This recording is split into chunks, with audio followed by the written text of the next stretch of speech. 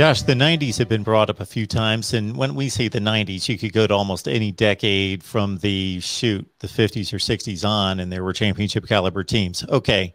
I do Ohio State, Florida State, Miami, Oklahoma shows, Oregon shows. This is the one where the past is brought up by the fans in the live chat more than any other show.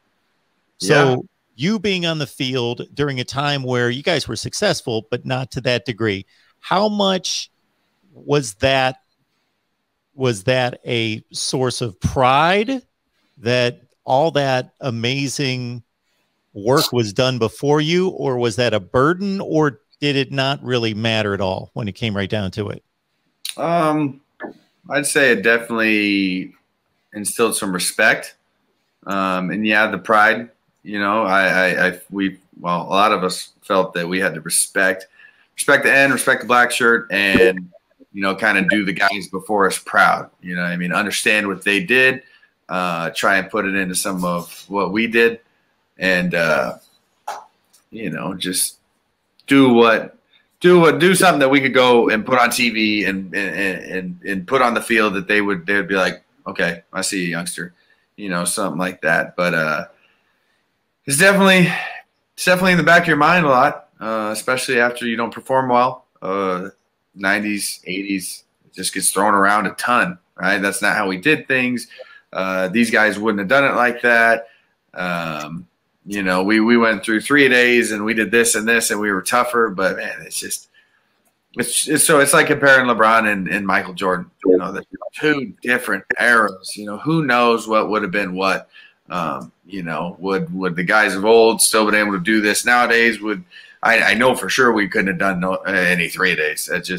I don't know what it is. I don't know if, you know, the speed is just different, or you know, I know for sure strength and conditioning it's more of a thing now. It's advanced. Yeah, they were strong back then, but there was only a certain amount of teams that were strong, right? Because, you know, Nebraska created it, so we were the only ones that were hitting the weight room like that. And then it slowly grew in the 90s. You know, you had your top echelon teams, but now everyone's got strength and conditioning. Everybody's got nutritionists, and everybody's, you know, dialing in these athletes' bodies to just run at an optimum level. So you felt it. You felt it, you know, when you did things wrong, right? When you didn't perform how you should have performed. So that was a negative of it, but the positive of the make them proud, and this is the respect that they have given, you know, that they made the end, right? The respect of the country that they have for Nebraska is because of these guys, right? That the program is, you know, able to recruit great kids and have this many fans because of these guys. So the positives far outweigh the negatives, but definitely a double-edged blade. And Nebraska has always, you know, prided themselves on being out in the forefront of all of this.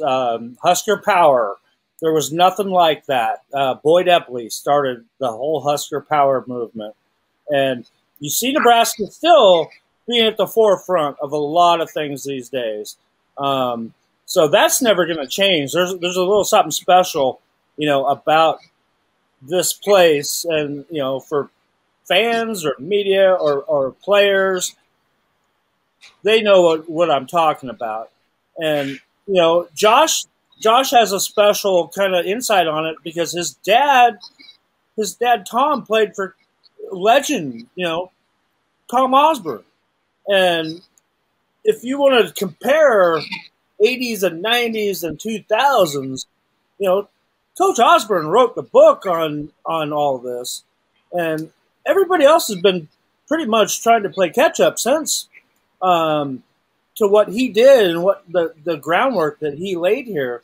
Obviously, though, times have changed. You can't run the option anymore. That just doesn't work in college football. But you're always going to go think back to what Coach Osborne developed here, what Coach Devaney before him laid down. And, you know, you had Coach Solich for a while who just retired from a long career at Ohio.